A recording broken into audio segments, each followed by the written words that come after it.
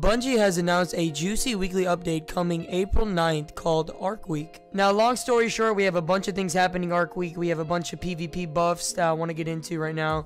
We also got some talk about Spectral Blades and Zur and some exotic catalysts. Also, if you weren't able to complete the quest to obtain the Thunderlord last year, you have from April 9th to April 23rd to revisit the Cosmodrome and add it to your collection. Bungie was focusing on Arc subclasses for Titans, Hunters, and Warlocks for Arc Week. They also made a couple changes to non-Arc abilities.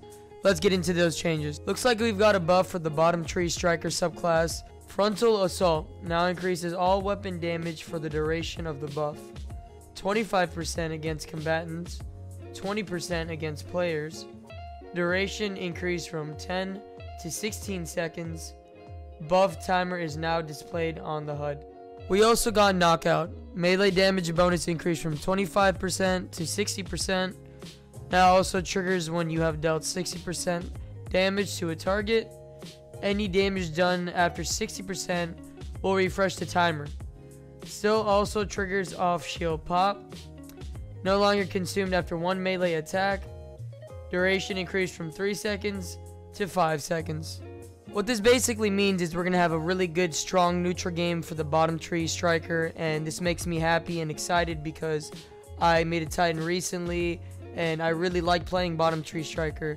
So the fact that we're getting a really good buff is going to make me want to play my Titan more, and hopefully we'll see more Titans roaming around in the Crucible. Moving on, let's talk about top Tree Arcstrider. We've got Combination Blow. Bonus melee damage can now be stacked 3 times. Requires a melee ability kill for each stack. Buff increases melee damage by 60% per stack in PvE.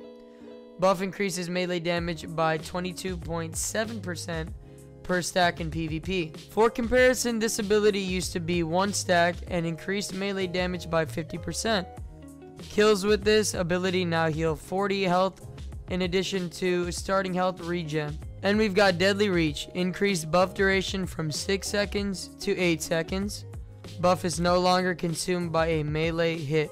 These changes to the top Tree Arcstrider are going to make it a lot more enjoyable to play in PvP and PvE, especially the 22.7% buff in PvP and the 60% buff per stack in PvE. If you pair this with the Liar's Handshake, I think this subclass will be super fun to use. Now let's get into the bottom Tree Arcstrider buffs. Disorienting Blow. Increase the disorient distance by 50%. Increase the duration of disorient on a player's from 1.5 seconds to 2 seconds. Focused Breathing. Increase dodge recharge bonus while sprinting by 100%. Combat Meditation. Increase bonus grenade and melee regen while bloodied by 25%. Lightning Reflexes. Increase damage resistance while dodging from 25% to 40% in PvP. Increase damage resistance while dodging from 63% to 70% in PvE. This subclass just got even better. Not only is it going to be really hard to kill you while you're dodging, you're going to get an increased damage resistance while dodging, boosted up to 40% in PvP. Wow, that is a lot. Moving on to my preferred subclass, the Stormcaller. We've got a damage scales up to 150% over 5 seconds of continuous use of the attack. Updated FX and audio to support this functionality. And this is to the top Tree and bottom Tree Stormcaller. The buffs for the top Tree Stormcaller are Chain Lightning Melee. Can now chain up to 5 times, up from 1. And each individual target can be hit twice. Chain damage decreased from 50 to 31 damage per chain hit. Arc Web. Can now chain to many more targets and back and forth between targets. The amount of chaining varies based on use, and I'll leave it all to you to discover. And I'll check that out in the Crucible. I'm sure I'll definitely enjoy testing that out. Increased chain range from 10 meters to 12 meters. Chaining arc damage now reduces the cooldown of your grenade. Works with arc web chains and chains from chain lightning melee. Earn 3% energy per instance of chain damage in PvE. Earn 10% energy per instance of chain damage in PvP. You're basically going to have a grenade cooldown depending on how many people you chain, and I really like this for the Warlock subclass. It's definitely going to be really viable in the Crucible. It's going to make me enjoy my Warlock subclass even more. Now moving forward, we're going to the bottom Tree Stormcaller. We've got Electrostatic Surge. Increased bonus regeneration rate of a rift by 600% per nearby friendly guardian. This sounds insane, and it's a big boost you'll definitely feel, but it was previously very low. Extends the rift duration from 15 seconds to 20 seconds. Added a UI notification for when the buff is active. Arc Soul, extended duration by 50%. Wow, that's a big change. Well, that's really interesting. I'm curious to see how that's going to work in PvP. I know if you pop a rift, you're definitely going to have a Arc Soul that's going to last a very long time, and you and your teammates will have one too. So I'm very curious to see how those Warlock Gauntlets will work with this subclass actually. Okay, now moving on to Dawnblade. We've got the Dawnblade Everlasting Fire perk. Tune the amount of super gain from the Everlasting Fire.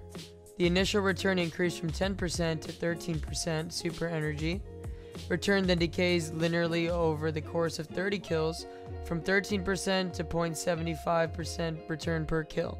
Bungie also states it's basically similar to the Striker buff, and I'm very curious to see how this is going to work in the Crucible. I'm definitely going to test it out myself. Now, last but not least is the Void Walker Nova Warp Super. And I really wanted to save this for last because I really wanted to read off the notes, because I'm really excited for a buff to this subclass. It really needs one at this moment. Nova Warp Super. Clearly, we've swung a bit hard when we hit this previously. This should serve as a nice middle ground to settle into. Reduce initial charge detonation energy cost by 20%. Reduce energy cost of holding the charge detonation by 7%. Reduce time required to fully charge the charge detonation from 0.9 seconds to 0.7 seconds. Reduce dark blink cost by 20%. Increase base super duration from 18 seconds to 22 seconds. Now this one makes me happy because these are some pretty significant changes, and it seems like Bungie is listening to the community on this one, because Nova Warp does not feel the same at all, and these changes hopefully will bring it back to the Crucible, and we'll see a lot more players using this subclass. More great news from Bungie. They addressed Spectral Blades and they said, "We know it's out of bounds and are working right now on a few tweaks to bring it back in line. We'll let you know the details once we finish playtesting and tuning to lock on what changes will be." Round of applause to Bungie for addressing Spectral Blades. Hopefully they can tweak it and we can see a balanced subclass in the future. Xur's inventory will now offer random roll perks, and I think this is really cool because now I can get my God roll Ophidian Aspects, or even Stompies with tractions, or Transverse Steps with traction. Bungie also addressed the Warlock Bloom ability, which they fixed an issue where the Bloom ability would not deal damage. There will also be 4 new exotic catalysts available during Arc Week, which are the Prospector, Rat King, Hardlight, and Suros Regime. The Prospector catalyst is supposed to give you a bigger blast radius and more ammo in reserves. What the Rat King catalyst allows you to do is when you get a kill and you go invisible, it starts your health regen. The Hardlight catalyst gives it a plus 25 boost in stability. The Suros Regime catalyst gives you a buff for its recoil and health regeneration. Thanks for watching the video. I know that was a lot of information. Don't forget to hit that like and subscribe button. I'll catch you guys next time. Peace.